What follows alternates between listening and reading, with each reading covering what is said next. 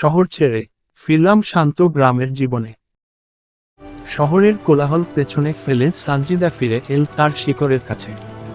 সবুজের এই বিস্তৃতি যেন মনটাকে হালকা করে দিল। এখানে বাতাসও যেন গল্প বলে। চেনা ঘরের দিকে ফিরে আসা এক অন্য অনুভূতি, যেখান থেকে সব শুরু হয়েছিল। শহরের ক্লান্তি ধুয়ে গেল এক মুহূর্তে। গ্রামের ভালোবাসা কখনো দেরি করে না।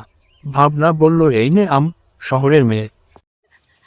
সানজিদা বলল, আমি সত্যি মিস করেছিলাম তোমাদের। মিথিলা বলল, আজ বিকেলে পুকুরে যাবি? জান্নাত বলল, তোর জন্য পিঠা রেখেছি।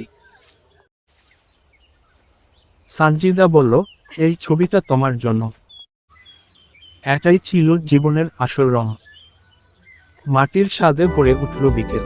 ভাবনা বলল, মিষ্টি না, পরিকল্পনায় ভরে উঠল বিকেল।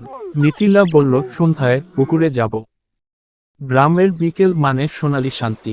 সানজিদা বলল, আমি এখানে থাকতে চাই। নীরবতার মাঝেও কথা থাকে। দিন ধীরে ধীরে শেষের পথে। সানজিদা বলল, গ্রামটা জাদুর মতো।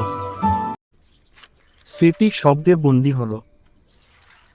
রাত বলল, এটাই শান্তি। সানজিদা বলল, আমি আবার আসব।